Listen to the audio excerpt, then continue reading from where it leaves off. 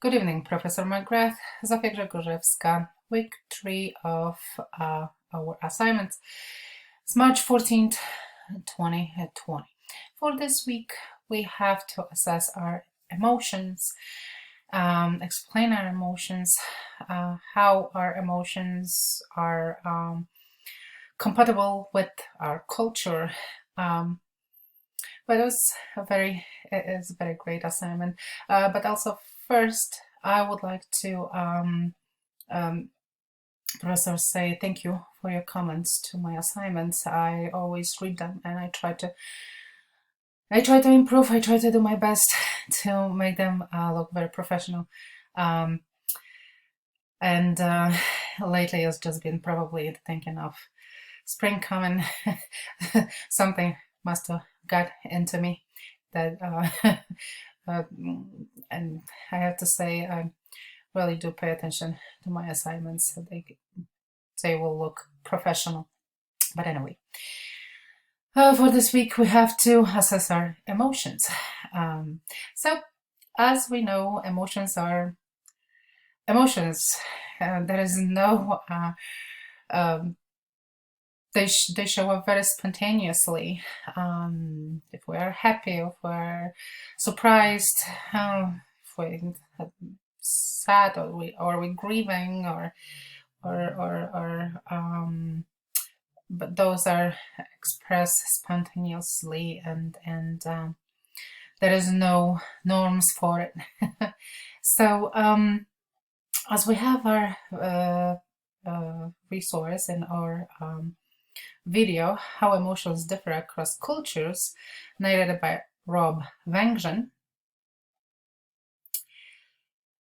He is talking about different cultures and how people interact with each other. So, for example, it's very very typical examples from other cultures, from European culture, when in French culture, also in Italian, and also in Polish culture, is a norm to when we greet someone, we greet with open arms, we kiss, we hug, it's just not a handshake if the person is really even with strangers, we like to practice this form of greeting. In the United States, it's more formal, of course. It's more handshake, or maybe just little pat in the cheek, and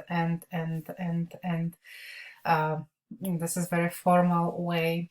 Comes to expressing other feelings, usually as in our culture, United States, or mostly European cultures, and is to greet for the dead person. We cry, we're sad, and that's because we're not going to see this person anymore. This person is not going to be in our life.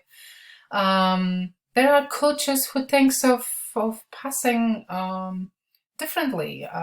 They think of this thing, like in Japanese culture, this is something, passing away is something good.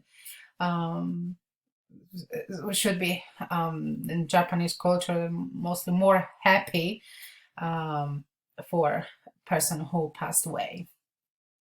Also in Japanese culture, there is a word for person who is wealthy, who had done good things in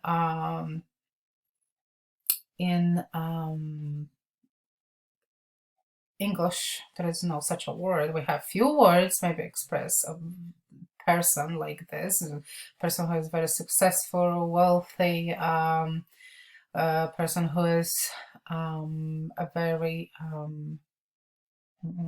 I want to say, knows how to manage assignments given, and try to turn it into the best. What was not mentioned, there is also a very specific greeting in European culture, especially in Poland. It was practiced in Poland, Lithuania, Romania, where it's men, out of respect, when they greet woman, they will kiss her hand. It doesn't matter how old this woman is. If it's a woman, usually you are considered adult in Europe at the age of 18.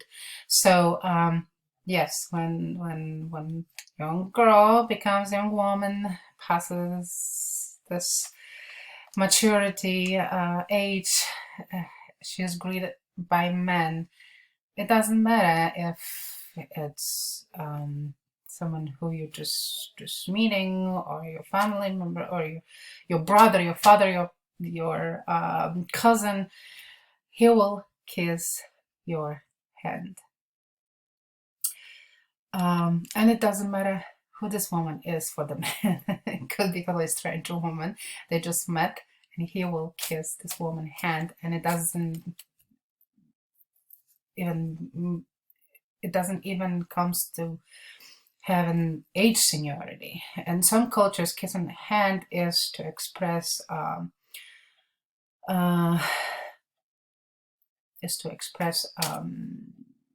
respect for the older person. But in Polish, Romanian, Lithuanian, it's like to express respect to woman. It doesn't matter who this woman is. For man, what age she is. Also, I would like to. Okay, so let's see. Also, I have to mention that there was a study done in 2016 for Association for Cross-Cultural Psychology Conference. In this study, there was a group of Polish young people, and there was a group of Polish young people and Canadian group of people. So it was 188 group of Polish people aged 22, and young Canadians, 265 young Canadians age 19 to 20. So it's very I would think it's very how I want to word it. Some words in my mouth that just don't want to come out. Well, world think that Polish are very negative people, and this study actually proved something different. Comparing Polish to Canadians, we are in comparison, we are much more optimistic. Polish are much more optimistic. They're much more satisfied. Well, double what Canadians were. For Polish satisfaction in life is 4.30. For Canadians, it was 2.26. Smile, practicing smile, right? Now we have this plastic smile on our face. For Polish people came to be 3.84. For Canadians, 4.46. Smile and value, real smile. For Polish was 5.31. For Canadians, only 5.06. Negativism, it was a little bit, Polish was a little bit higher than Canadians, but an affirmation was a little bit lower than Canadians. But overall, we came out to be better than Canadians, than North Americans in this study. So we're very happy, we're very optimistic, we're very happy, we're very satisfied with our lives. So I don't understand why this negatives came about. But I think I could agree with it. Yes, we are sometimes very negative in expressing her feelings. But anyway, so our first question is to determine if there was how I express my emotions. I think I'm very good at managing the expression of my emotions. I don't suffer from any kind of depressions, anxieties. I have a lot of happening in my life. I'm I'm still a single mother. My son is a special needs child. I don't have much time for myself. I try to keep my brain occupied with everything I can, and between exactly schoolwork and my son, and I even used to work full time. Right now I'm giving myself a little break, which I don't even feel bad, but I'm getting a break from work because I truly deserve it. um, but anyway, I think I'm very good at managing my stress levels, my anger management levels. Did it have ever happened to me that I, yes, of course. I did express my emotions, and it happened at last month meeting of my ministry at my church. Not to, I didn't offend any of my participants, but my mother kept calling. She was watching my son, and she kept calling, and she kept calling, and she kept calling. I finally uh, um, pick up his phone, and I very loudly, but in Polish, so nobody can understand, told my mother, told my mother not to call anymore, and then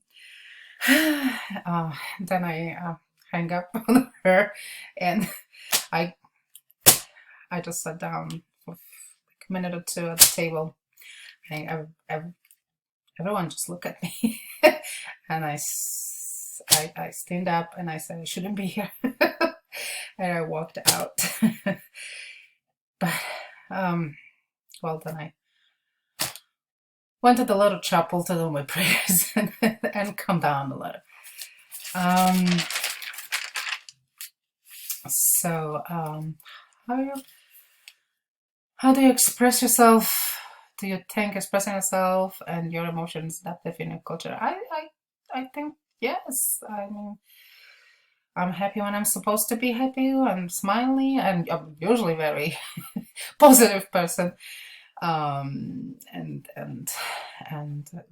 I think my behavior is very appropriate. Not I don't remember ever expressing myself inappropriately, but but did it ever happen? I can't get idea. I'm sure a couple times in the past before the example I just gave you, Professor, did happen too. But usually I have good management, good feeling how you're supposed to behave towards people, especially. I would be behaving different with my around my family, my Polish family, my the rest of our Polish family, and I'll be more relaxed. I'll be more probably joking. I'll be more happy. With Americans, I think I have to watch my word for not to be understood wrongly, and it's a lot of times happens that I've been misunderstood, so I have to correct myself here in the United States. Well, thank you so much. Thank you for giving us this opportunity to record ourselves. Also, I'll be trying to pay attention to do this more professionally and provide references as well. Thank you very much, Professor. Have a good night.